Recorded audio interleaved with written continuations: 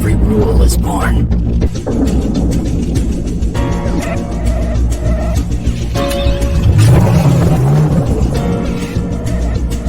$218 an hour. Adrift at 30 degrees.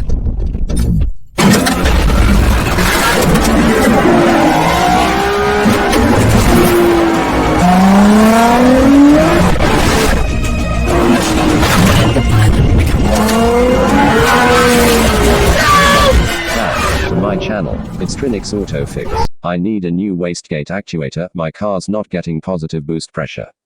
That's a statement when we know is 100% wrong. Way too often we hear that statement, and people think the wastegate is not working correctly and so they need a new one. To explain why, let's go into detail on the way the wastegate actuator works. Okay, so here is a Neon SRT4 turbofold with the top heat shield missing. We have a yellow arrow pointing to the wastegate actuator, and a red rod pointing to the wastegate flap. Trinix Autofix on the road. Grab a cup of coffee and enjoy the ride.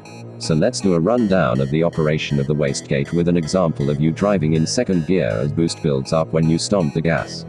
15 psi of vacuum, the wastegate is closed, and pulling on the wastegate flap to keep it closed. You're now at 0 psi, the wastegate is still closed, and pulling on the wastegate flap to keep it closed. Boost is building fast. 5 psi, the wastegate is starting to open the wastegate flap, allowing some exhaust to bypass the turbocharger.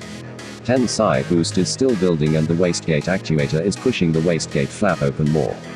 12-13 psi has been reached, and the wastegate flap will be opening and closing now to regulate boost pressure to the desired 12-13 psi.